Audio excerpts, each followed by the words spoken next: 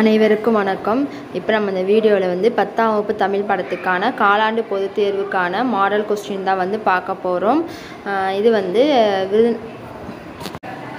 வந்து போன வருஷம் விருதுநகர் டிஸ்ட்ரிக்டில் நடந்த ஒரு 10th தமிழுக்கான மாடல் கொஸ்டின், காலாண்டு பொதுத் தேர்வுக்கான மாடல் கொஸ்டின்ஸ். இந்த கொஸ்டின்ஸில் நீங்கள் வந்து மாடல் கொஸ்டின் சொல்லி எதிர்பார்க்காம விட்றாதீங்க.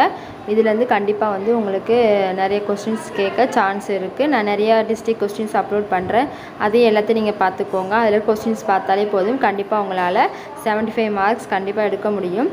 நீங்கள் ஸ்லோ லேர்னர்ஸாக இருந்தீங்கன்னா இதில் இருக்க எல்லா கொஸ்டினுமே படித்து வச்சுக்கோங்க. இன்னும் நான் நிறைய கொஸ்டின் உங்களுக்காக அப்லோட் பண்ணுறேன், அதையும் ஃபுல்லாக படித்து வச்சுக்கோங்க. உங்களுக்கு ரொம்ப யூஸ்ஃபுல்லாக இருக்கும். இதில் இருக்க 5 மார்க்ஸை நீங்கள் நல்லா படிச்சுக்கோங்க. நெடுவினாவும் இதில் இருக்க நெடுவினா படித்தாலே கண்டிப்பாக அதுலேருந்து ஒரு நெடுவினா வந்துடும்.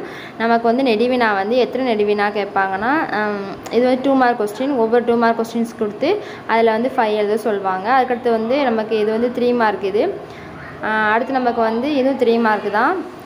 செய்யுளில் தனியாக 3 மார்க் கேட்பாங்க. அடுத்து வந்து உரைநடையில் தனியாக 3 மார்க் கேட்பாங்க. அந்த இலக்கணத்துக்கு தனியாக 3 மார்க் கேட்பாங்க. ஒவ்வொரு 3 மார்க் கொஸ்டின் கொடுத்துருக்காங்க. நமக்கு 3 கொஸ்டின்ஸ் கொடுத்து அதில் 2 எழுத சொல்லுவாங்க. அதுக்கடுத்து பாடல், மனப்பாட பாடலும் நல்லா பார்த்துக்கோங்க. ஸ்பெல்லிங் மிஸ்டேக் இல்லாமல் எழுத பாருங்கள், அது ரொம்ப முக்கியம். மனப்பாட பாடலில் ஒரு இது கூட மிஸ்டேக் வரக்கூடாது.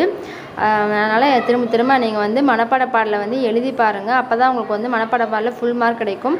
நீங்கள் மனப்பாட பாடல், ஒன் வேர்டு, நெடுவினா, இந்த காட்சியை கண்டு கவிஞர் எழுதுக, கட்டுரை, 2 மார்க்ஸ்லாம் உங்களுக்கு வந்து சில 2 மாதம் நீங்கள் படித்து வச்சுருப்பீங்க, அதெல்லாம் நல்லா இது பண்ணிக்கோங்க.